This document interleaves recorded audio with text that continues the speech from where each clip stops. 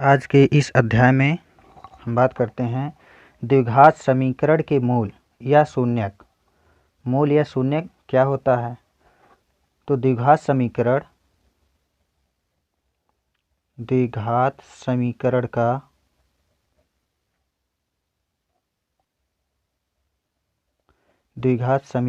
के चर का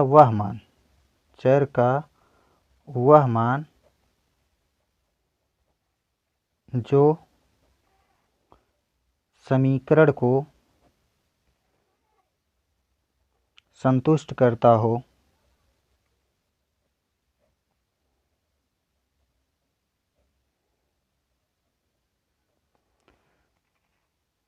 द्विघात समीकरण का शून्यक कहलाता है।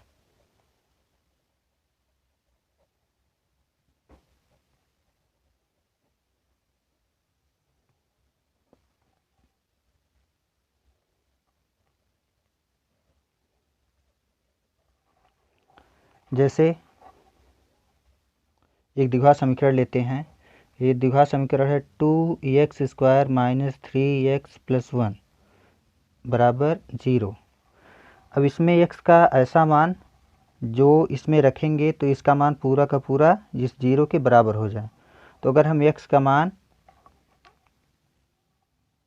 1 रख देंगे, x का मान 1 रखेंगे तो x का मान 1 रखने पर इसमें 1 रखेंगे तो हो जाएगा 2 × 1 का स्क्वायर - 3 × 1 + 1। चेक करते हैं, इसके हो जाएगा 2 - 3 + 1। इधर हल कर दे रहे हैं तो 2 1 हो जाएगा 3 - 3 बराबर 0। ये लेफ्ट हैंड साइड हम लेकर हल किए हैं। लेफ्ट हैंड साइड का मान राइट हैंड साइड के बराबर आ गया, इसलिए x बराबर 1 इस द्विघात समीकरण का एक शून्यक है। अब बात करते हैं गुणनखंडों द्वारा द्विघात समीकरण का हल। गुणनखंडों द्वारा द्विघात समीकरण का हल कैसे करेंगे इसको हम बताते हैं यहाँ पर।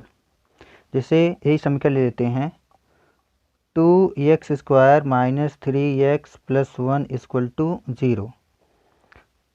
अभी जो समीकरण है, समीकरण ax² + bx + c बराबर 0 इस रूप का ये समीकरण है। तो इसमें क्या करेंगे, x² का गुणांक क्या है 2, 2 का गुणा अचर पद में करेंगे। 2 का गुणा अचर पद में करेंगे तो 2 × 1 बराबर हो जाएगा 2। 2 का गुणा 1 में करेंगे हो जाएगा 2। अब इस 2 का ऐसा भाज्य गुणनखंड करेंगे कि इसको किसी भी तरह से जोड़ने घटाने पर 3 आए। तो हम 2 × 1 कर सकते हैं, 2 × 1। अगर 2 में हम 1 जोड़ देंगे तो ये 3 हो जाएगा। तो इसको हल करेंगे 2x² - 2 + 1 x + 1 = 0। ये हो जाएगा 2x² - 2x - x + 1 = 0। अब इसमें कॉमन लेंगे, 2x कॉमन लेंगे तो बचेगा x - 1 और इसमें -1 कॉमन लेंगे तो बचेगा x - 1 बराबर 0। अब इसमें और इस पद में हम x - 1 कॉमन लेंगे तो बचेगा 2x - 1 बराबर 0। अब इसका मान ज्ञात करने के लिए दोनों गुणनखंडों को अलग अलग शून्य के बराबर कर देंगे। यदि x - 1 बराबर 0 तो x का मान आ जाएगा 1, और यदि 2x - 1 बराबर 0 तो x बराबर हो जाएगा 1/2। x का मान 1 और x का मान 1/2, यही इस द्विघात समीकरण के हल हैं। अब आ जाते हैं प्रश्नावली 4.2। 4.2 का पहला क्वेश्चन जो है, गुणनखंड विधि से निम्न द्विघात समीकरणों के मूल ज्ञात कीजिए। तो पहला क्वेश्चन है x² - 3x - 10 = 0। पहले को हल करते हैं तो हो जाएगा x square minus 3x minus 10 equal to 0। अब वही प्रक्रिया इसमें भी करेंगे। एक्स स्क्वायर का गुणांक 1 है और अचर पद -10 है, तो 10 का गुणा 1 में करेंगे कितना होगा, 10 गुणे 1 बराबर हो जाएगा 10 होगा। अब 10 का ऐसा गुणनखंड करेंगे कि जोड़ने घटाने पर 3 आना चाहिए, तो हो जाएगा 5 दूना 10। अगर हम 5 में से 2 घटा देंगे तो आ जाएगा 3 आ जाएगा। 5 में से 2 अगर घटा देंगे तो 3 आ जाएगा। गुणा करने पर 10 आना चाहिए, जोड़ने घटाने पर 3 आना चाहिए। तो इसलिए अब यहाँ पर इसको हल करेंगे। X square minus 5 minus 2 x minus 10 equal to 0। अब इसका गुणा करेंगे तो हो जाएगा x square minus 5x plus 2x minus 10 equal to 0। अब इसमें x कामन लेंगे तो बचेगा x माइनस 5 प्लस 2 कामन लेंगे तो बचेगा x माइनस 5 इक्वल टू 0। इसमें और इस पद में x माइनस 5 कामन लेंगे तो बचेगा x प्लस 2 इक्वल टू 0। अब इस दोनों गुणनखंडों को अलग अलग हम शून्य के बराबर कर देंगे।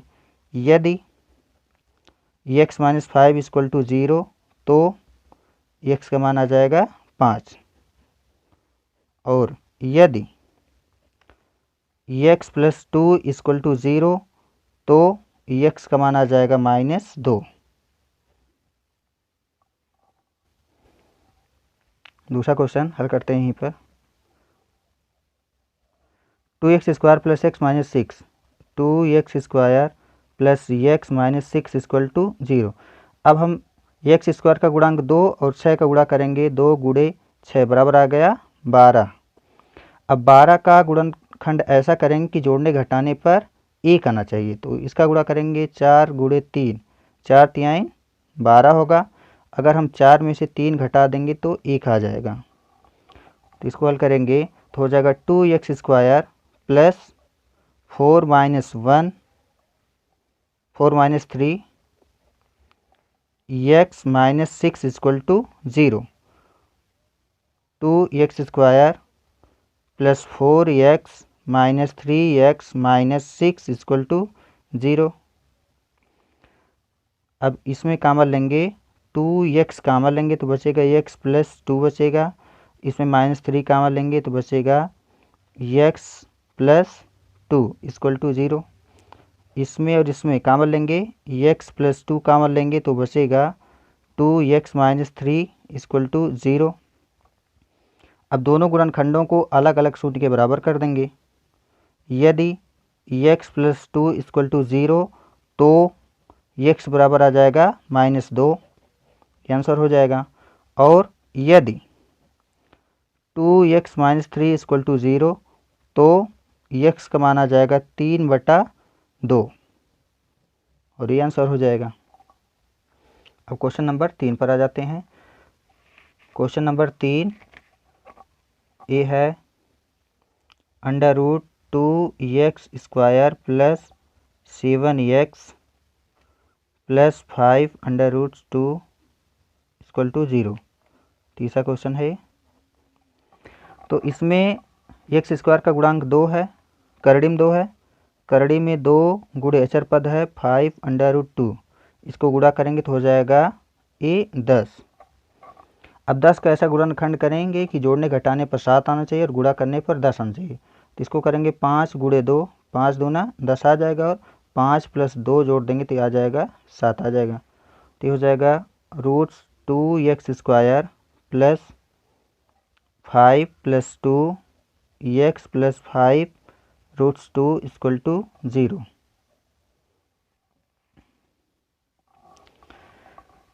फिर √2x square plus 5x plus 2x plus 5 √2 equal to 0।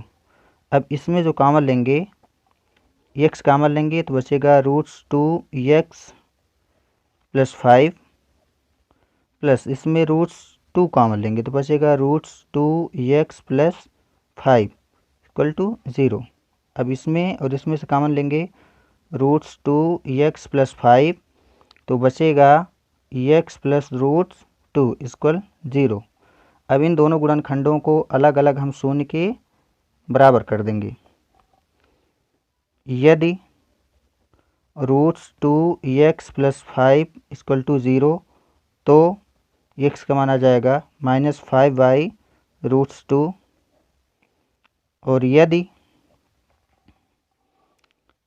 x plus roots 2 equal to 0 तो x इक्वल टू -√2 आएगा। ये इसका आंसर हो जाएगा। क्वेश्चन नंबर 4 है 2x² - 3x + 1/8 इक्वल टू 0। पहले इसको हम व्यापक रूप में बदल लेंगे।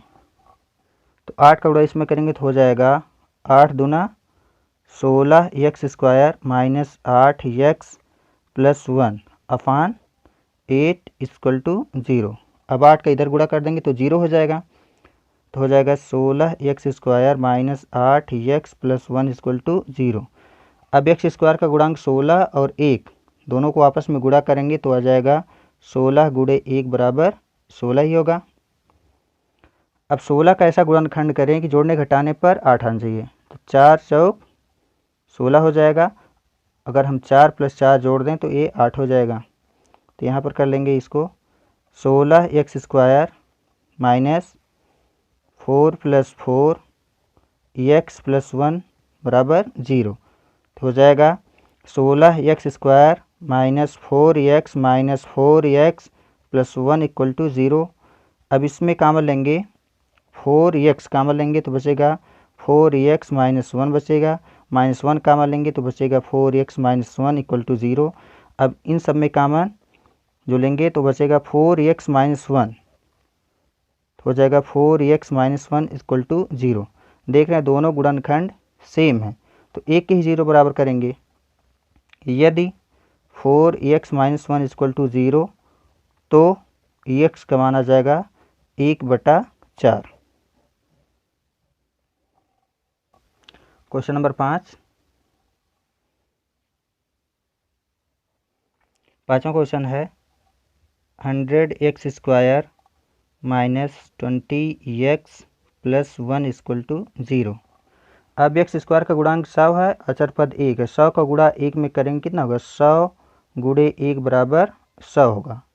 अब इस 100 का ऐसा गुणनखंड करेंगे कि जोड़ने घटाने पर 20 आना चाहिए। तो 10 × 10 = 100 होगा। अगर हम 10 में 10 जोड़ देंगे तो आ जाएगा 20। तो ये यहाँ पर उठा कर रख देंगे तो हो जाएगा 100x² - 10 + 10 x + 1 = 0।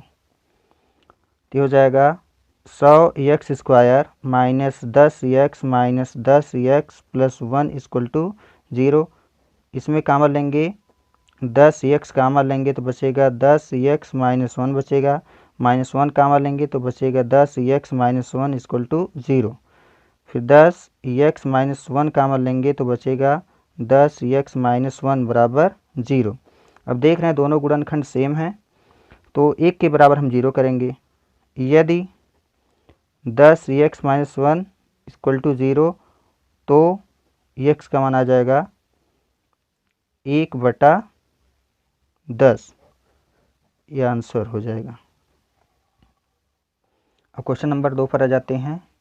क्वेश्चन नंबर 2 है उदाहरण 1 में दी गई समस्याओं को हल कीजिए। जो क्वेश्चन दूसरा दिया है ये पेज नंबर 79 पर है तो हम यहाँ पर लिख दिए हैं। तो देखिए जॉन और जीवंती दोनों के पास कुल मिलाकर 45 कंचे हैं। दोनों 5-5 कंचे खो देते हैं और अब उनके पास कंचों की संख्या का गुणनफल 124 है। आरंभ में उनके पास कितने कितने कंचे थे। दोनों के पास कुल 45 कंचे हैं तो मान लेंगे माना जॉन के पास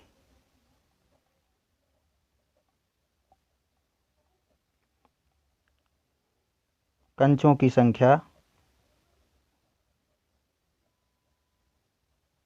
बराबर x। इसलिए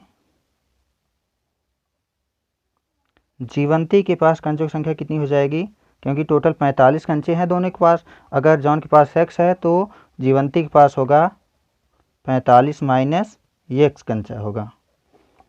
फिर दूसरी कंडीशन, दोनों 5-5 कंचे खो देते हैं। 5-5 कंचे खोने के पश्चात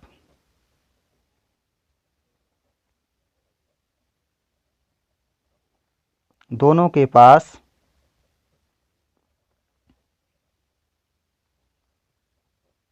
बचे कंचे, इधर लिख देते हैं जॉन। जॉन के पास कितना बचेगा? अगर 5 कंचा, जॉन के पास x कंचा है तो 5 खो देता है तो बचेगा x माइनस 5 कंचा। और जीवंती के पास 45 माइनस x है तो 5 खो देती है, तो 45 माइनस x माइनस 5 हो जाएगा, बराबर हो जाएगा 45 में से 5 घटा देंगे तो हो जाएगा 40। 40 माइनस x कंचे। फिर इसमें दिया है और अब उनके पास कंचों की संख्या का गुणनफल 124 है। प्रश्नानुसार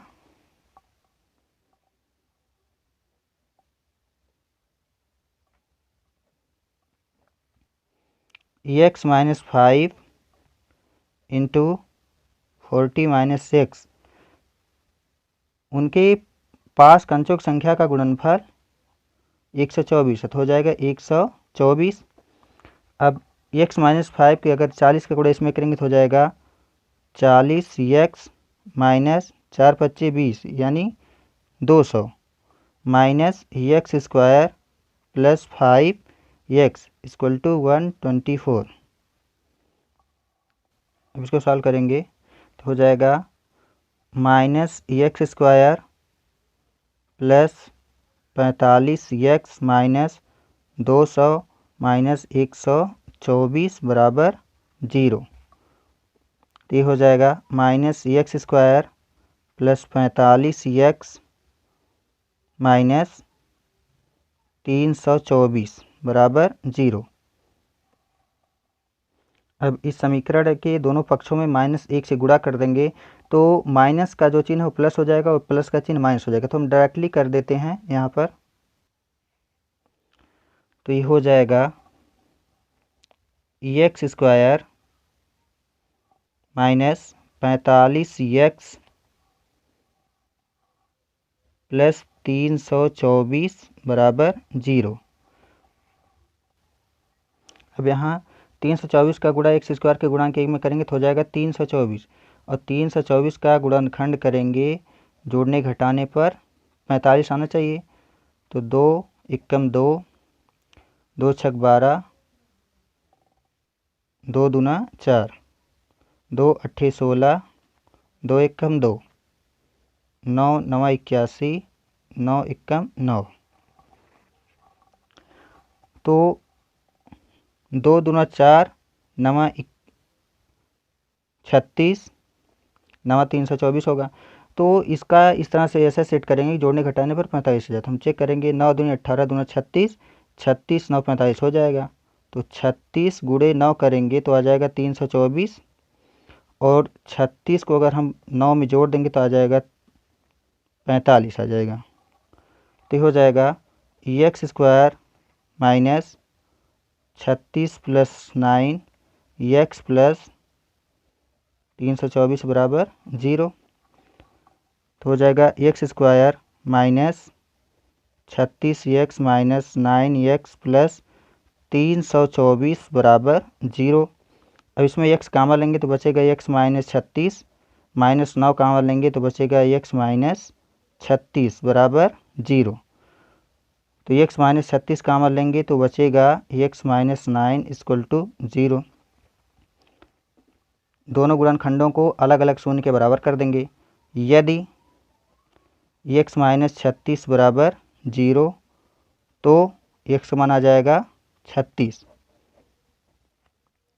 दूसरी कंडीशन है यदि x माइनस 9 इक्वल टू 0 तो x मान आ जाएगा 9। अब हम चेक करेंगे x का जो मान है, यहाँ पर हम हल किए हैं जान के पास कंचुक संख्या x है। अगर x का मान हम 36 लेंगे तो जीवंती के पास कंचुक संख्या 45 में 36 घटा देंगे तो आ जाएगी 9। अगर जॉन के पास कंचुक संख्या ना होगी तो इसके पास 36 होगी। तो आंसर दोनों क्या हो जाएगा? तो आंसर हो जाएगा 36 और 9। क्वेश्चन नंबर 2 है, एक कुटीर उद्योग एक दिन में कुछ खिलौने निर्मित करता है। प्रत्येक खिलौने का मूल्य 55 में से एक दिन में निर्माण किए गए खिलौनों की संख्या को घटाने से प्राप्त संख्या के बराबर है। किसी एक दिन कुल निर्माण लागत 750 रुपया थी। हमें उस दिन निर्माण किए गए खिलौनों की संख्या ज्ञात करनी है। तो मान लेंगे, माना उस दिन निर्मित किए गए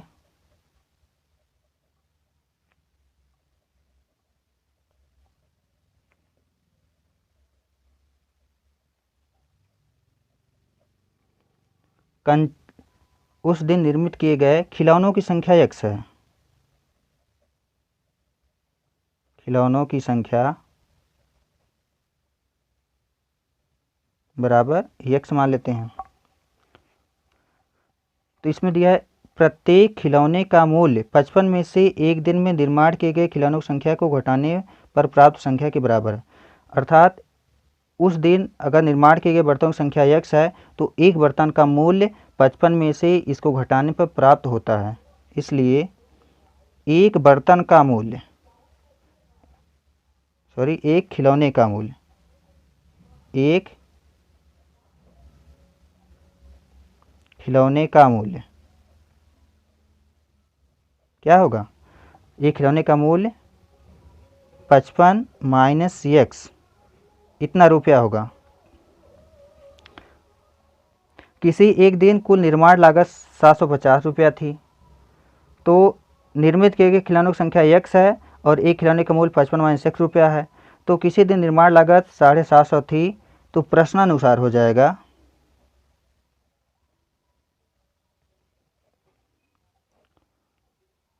x इंटू 55 माइनस x किसके बराबर होगा? 750 की।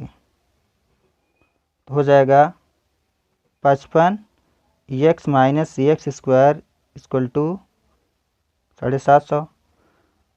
अब इसको उस साइड ले जाएंगे तो ये हो जाएगा 0 बराबर x square minus 55x plus 750।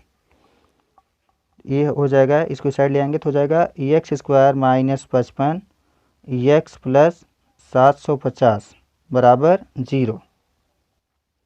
अब जो है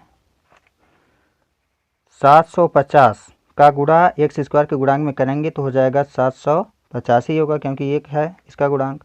तो इसका गुणनखंड करेंगे, जोड़ने घटाने पर 55 आना चाहिए, गुणा करने पर 750। तो 2 से भाग देंगे, 2 3 6, 2 7 14, 2 5 10, 5 से भाग देंगे, 5 7 35, 5 5 25, 5 एकम 5, 5 5 25, 5 3 15, 3 एकम 3। तो इसका गुणा करेंगे तो 750 आ जाएगा, लेकिन लाना हमको 55, जोड़ने घटाने पर 55 आना चाहिए। किसी भी तरह से जोड़ने घटाने पर 55 आना चाहिए। तो हम ले लेते हैं 2 5 10, 10 3 30, 30 गुणे शेष कितना बचा है? 5 गुणे 5 यानी कि 25। इसका गुणा करेंगे तो आ जाएगा 750। अगर 30 और 25 को जोड़ेंगे तो आ जाएगा 55 आ जाएगा। तो इसको हल कर लेते हैं यहाँ पर। x square minus 30 plus 25 x plus 750 बराबर 0। तो ये हो जाएगा x square minus 30 x minus 25 x plus 750 बराबर 0।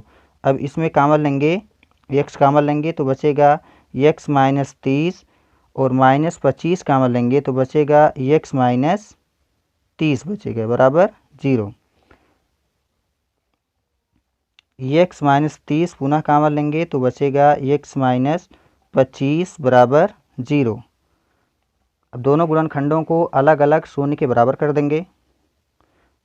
यदि एक्स माइनस 30 बराबर 0 तो एक्स का मान आ जाएगा 30, और यदि एक्स माइनस 25 बराबर 0 तो एक्स का मान आ जाएगा 25। यही दोनों आंसर होंगे। अब आ जाते हैं क्वेश्चन नंबर 3 पर। ऐसी दो संख्याएं ज्ञात कीजिए जिनका योग 27 हो और गुणनफल 182 हो। तो मान लेंगे, माना पहली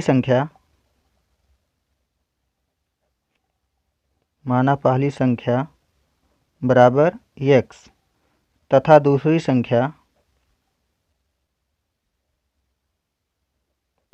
संख्या मान लेते हैं y। ऐसी दो संख्याएं ज्ञात थी जिनका योग 27 हो। तो प्रथम शर्त से इसको हल करेंगे। पहली संख्या और दूसरी संख्या का योगफल कितना है? 27 है। तो x प्लस वाई बराबर 27 समीकरण 1 हो जाएगा। फिर द्वितीय शर्त से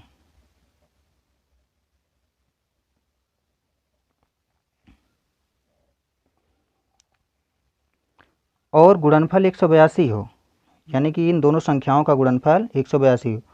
x इंटू वाई बराबर 182, इसको मान लेते हैं समीकरण 2। समीकरण 1 से y का मान समीकरण 2 में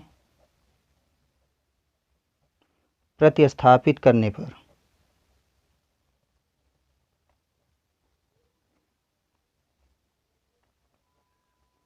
तो प्रतिस्थापित करेंगे, क्योंकि x प्लस वाई बराबर 27 तो y का मान हो जाएगा 27 माइनस x। ये हो जाएगा x इंटू वाई का मान कितना हो जाएगा? 27 माइनस x बराबर 182। अब x का गुणा 27 में करेंगे तो हो जाएगा 27 x माइनस एक्स स्क्वायर बराबर 182। अब इसको उस साइड ले जाएंगे तो हो जाएगा 0 बराबर x square minus 27 x plus 182, या इसको लिख सकते हैं x square minus 27 x plus 182 बराबर 0। अब 182 का गुणा एक्स स्क्वायर के गुणांक में करेंगे तो हो जाएगा 182 गुणा 1 में करेंगे तो होगा 182। अब 182 का ऐसा गुणनखंड करें कि जोड़ने घटाने पर 27 होना चाहिए। तो गुणनखंड कर लेते हैं। 182 गुणनखंड करेंगे तो हो जाएगा 2 9 18 2 1 कम 2,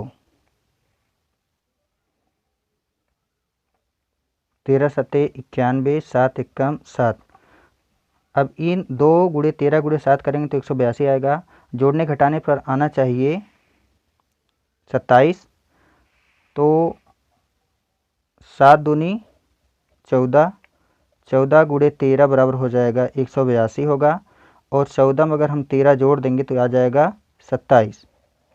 यही यहाँ पर प्रतिस्थापित कर देंगे इस तरह से। तो ये हो जाएगा x square minus 13x 13 plus 14x plus 182 बराबर 0। तो हो जाएगा x square minus 13x minus 14x plus 182 बराबर 0। तो एक्स कामन लेंगे बचेगा एक्स माइनस 13 माइनस 14 कामन लेंगे तो बचेगा एक्स माइनस 13 बराबर 0। फिर एक्स माइनस 13 कामन लेंगे, एक्स माइनस 13 कामन लेंगे तो बचेगा एक्स माइनस 14 बराबर 0।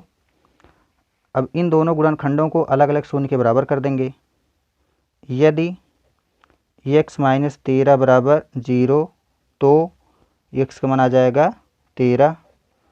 यदि x माइनस 14 बराबर 0, तो x का मान आ जाएगा 14। जो x का मान हम माने थे वो पहली संख्या है। अगर पहली संख्या, ध्यान दीजिए यहाँ, अगर पहली संख्या x का मान 13 हो, प्रथम संख्या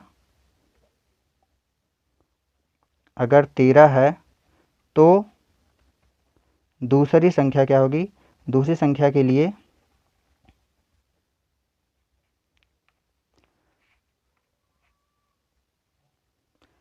x प्लस वाई बराबर कितना है? 27 है।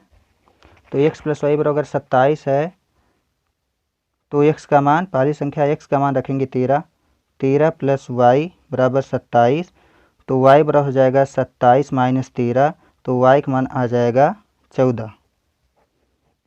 ये दूसरी संख्या होगी। अगर पहली संख्या 13 होगी तो दूसरी संख्या 14 होगी। अगर पहली संख्या 14 होगी तो यहाँ देखिए, अगर पहली संख्या 14 है, इसलिए दूसरी संख्या क्या होगी? दूसरी संख्या x प्लस वाई बराबर 27 है ही, x का मान इसमें अगर 14 रखेंगे तो 14 प्लस वाई बराबर हो जाएगा 27, तो y का मान हो जाएगा 27 माइनस 14, तो y का मान आ जाएगा यहाँ पर 13। ये आंसर होगा। बात आती है क्वेश्चन नंबर 4 की।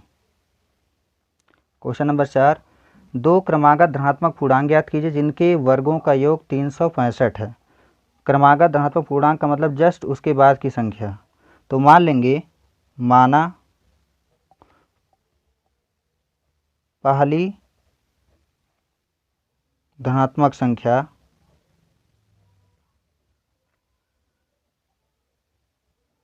बराबर x है, इसलिए दूसरी क्रमागत संख्या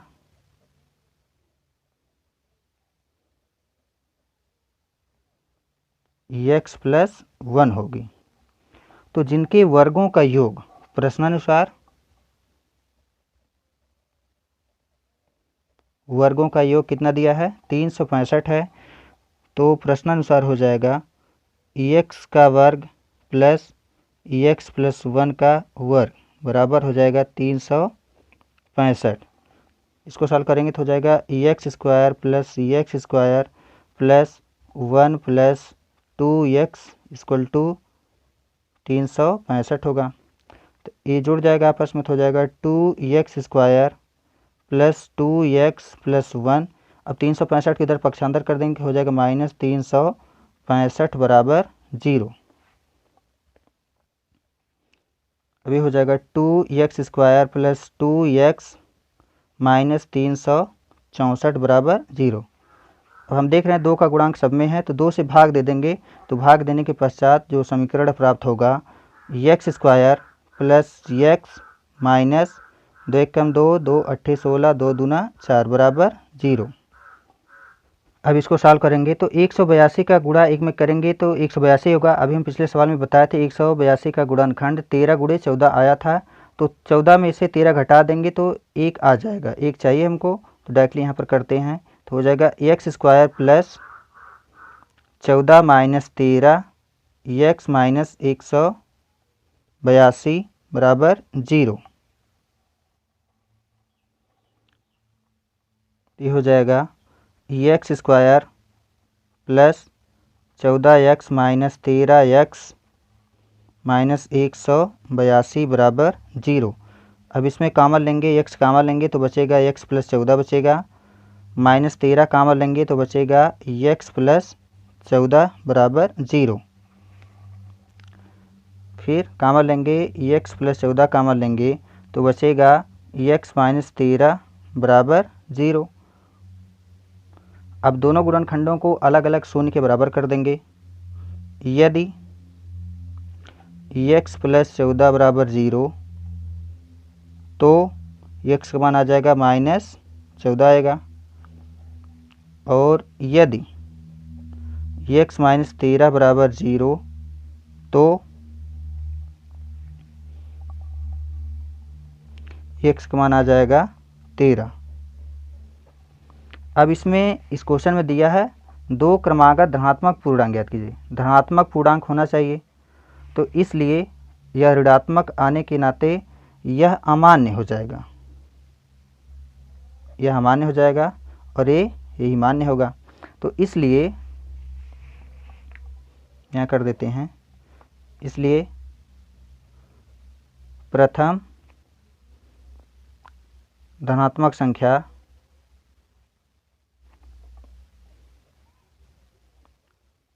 कितना होगी, 13 होगी। दूसरी धनात्मक संख्या x + 1 है, x + 1 है, तो x का मान आया 13, तो रखेंगे 13 + 1 बराबर हो जाएगा 14। यही आंसर होगा, एक आंसर ए होगा और एक आंसर ए होगा। अब क्वेश्चन नंबर 5 की बारी आती है। एक समकोण त्रिभुज की ऊंचाई इसके आधार से 7 सेंटीमीटर कम है। यदि कर्ण 13 सेंटीमीटर का हो तो अन्य दो भुजाएं ज्ञात कीजिए। इसमें दिया है एक समकोण त्रिभुज की ऊंचाई इसके आधार से 7 सेंटीमीटर कम है। समकोण त्रिभुज की ऊंचाई आधार से 7 सेंटीमीटर कम है। अगर हम आधार मान लेंगे x है, तो समकोण त्रिभुज की ऊंचाई इसके आधार से 7 सेंटीमीटर कम है, तो x - 7 हो जाएगा, इसकी ऊंचाई x - 7 हो जाएगा। और कर्ण 13 दिया है, तो मान लेंगे, माना समकोण त्रिभुज का आधार बराबर x सेंटीमीटर, इसलिए ऊंचाई जो हो जाएगी x - 7 सेंटीमीटर। और कर्ण जो दिया है, कर्ण का मान दिया है 13 सेंटीमीटर। तो अन्य दो भुजाएं ज्ञात करनी है, आधार और ऊंचाई उसकी ज्ञात करनी है। तो प्रश्नानुसार पाइथागोरस प्रमेय से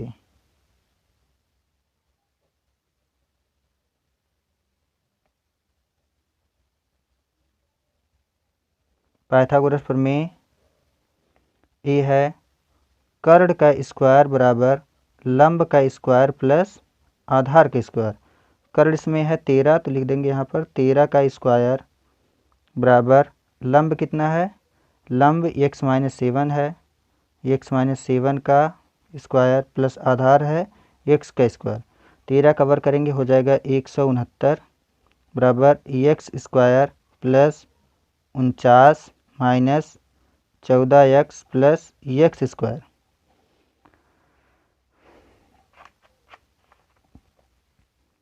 तो 169 बराबर हो जाएगा x स्क्वायर जुड़ जाएगा, तो हो जाएगा 2x square minus 14x plus 49।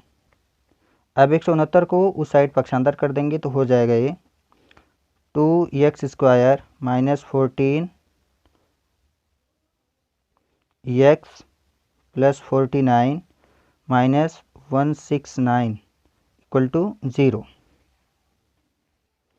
अब 169 में से 49 को घटा देंगे, तो हो जाएगा 2x square minus 14x minus 9 में से 9 घटाएंगे तो होगा 0, 6 में से 4 घटाएंगे 2 होगा, 1 होगा बराबर 0।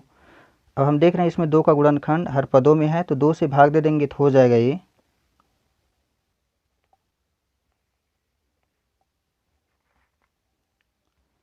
x square minus 7x minus 60 बराबर 0।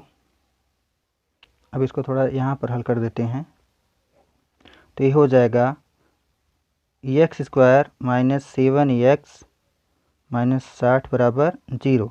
अब 60 का गुणा 1 में करेंगे, 60 एकम 60, 60 का गुणा अगर करेंगे 60 गुणे 1 बराबर होगा 60।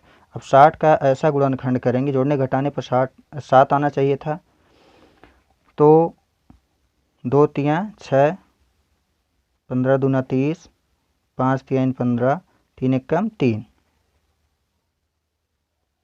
तो ये हो जाएगा 7 लाना है, तो 2 दूना 4 तियाँ 12, 12 माइनस 5 कर देंगे तो आ जाएगा 7 आ जाएगा। 12 माइनस 5 कर देंगे तो 7 आ जाएगा।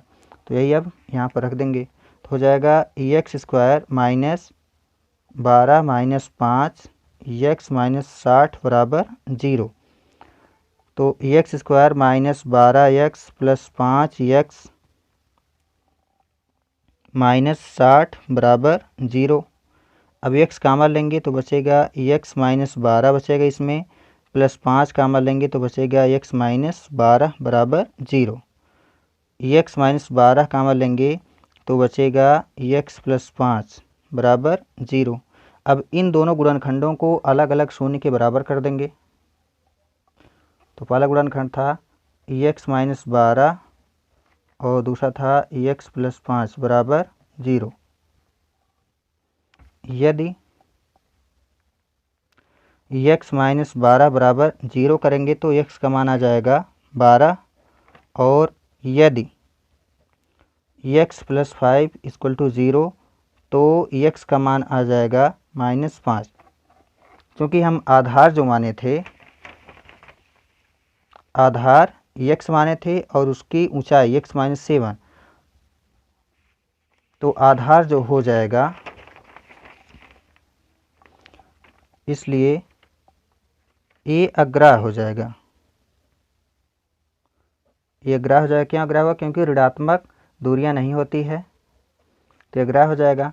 इसलिए त्रिभुज का आधार बराबर x था, x का मान आया 12, आधार 12 हो जाएगा। और ऊंचाई त्रिभुज कितना थी? x माइनस 7 थी, तो x का मान आया है 12 माइनस 7 बराबर हो जाएगा 5 सेंटीमीटर, और ये 12 सेंटीमीटर।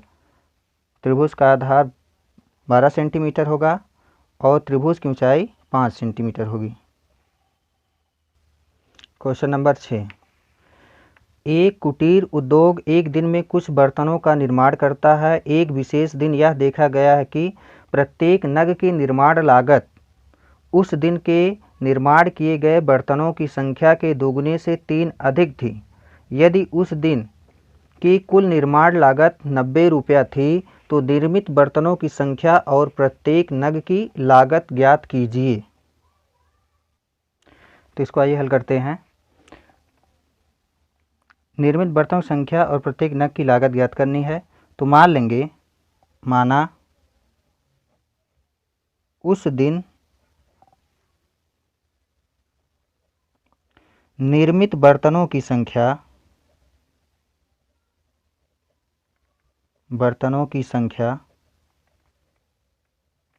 बराबर x है।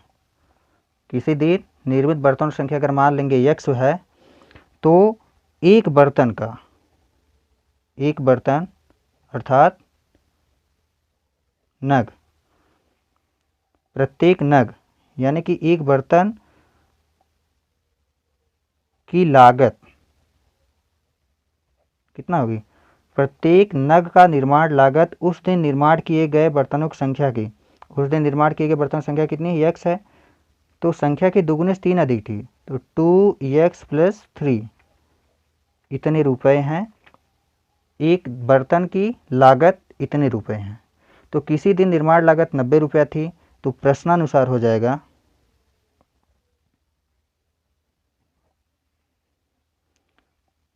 किसी दिन कुल निर्माण लागत 90 रुपया थी, तो उस दिन निर्मित किए गए बर्तन संख्या अगर x है तो एक बर्तन की निर्माण लागत इतना है 2x प्लस 3 रुपया। तो प्रश्नानुसार x का गुणा 2x प्लस 3 में करेंगे तो 90 के बराबर होगा। तो हो जाएगा x into 2x plus 3 equal to 0।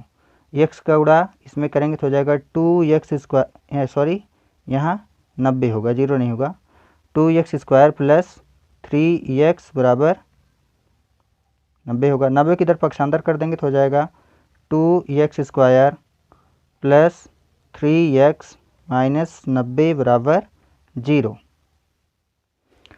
अब इसको हल करना है, तो 90 का गुणा हम 2 में करेंगे, 90 का गुणा 2 में करेंगे, 9 दूना 18 हो जाएगा 180। अब 180 को ऐसे गुणनखंड करना है, इसमें जोड़ने घटाने पर 3 आना चाहिए और गुणा करने पर 180। तो इसका गुणनखंड कर लेते हैं। 2 9 18, 45 दूना 90, 15 तियाँ 45, 3 पच्चे 15, 5 एकम 5।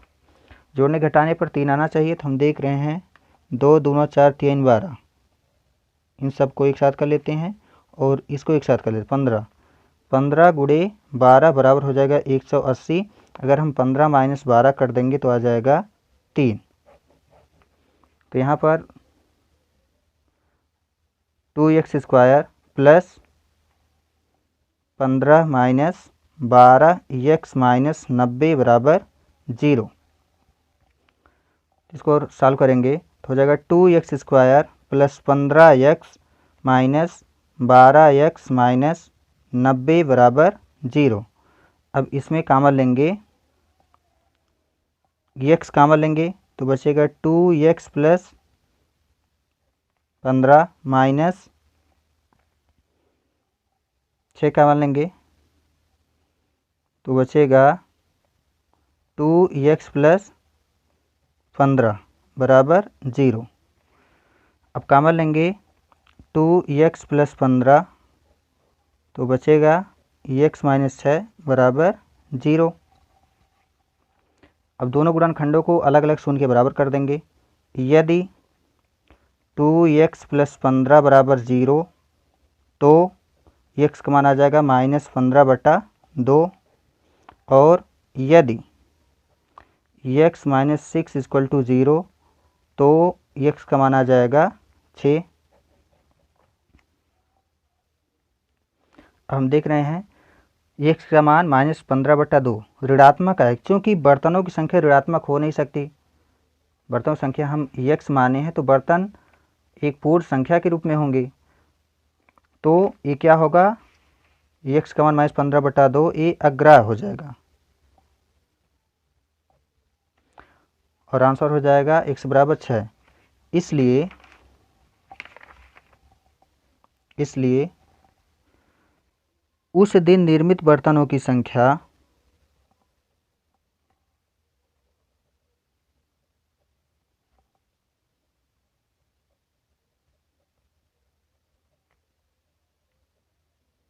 बराबर 6। एक आंसर ये हो जाएगा। और साथ ही साथ ये भी पूछा है इसमें कि प्रत्येक नग की लागत ज्ञात कीजिए। तो एक नग की लागत हम माने हैं एक बर्तन की लागत 2x प्लस 3 रुपया, तो ये हो जाएगा। इसलिए एक नग की लागत बराबर 2x प्लस 3, x का मान 6 आया है तो रख देंगे इसमें 2 गुणे 6 प्लस 3, 6 दूनी 12 3 15, अर्थात एक बर्तन की निर्माण लागत 15 रुपये होगी। ये आंसर हो जाएगा। अगर आप लोगों को हमारा ये वीडियो पसंद आया हो तो लाइक, कमेंट, शेयर और सब्सक्राइब कीजिए। धन्यवाद।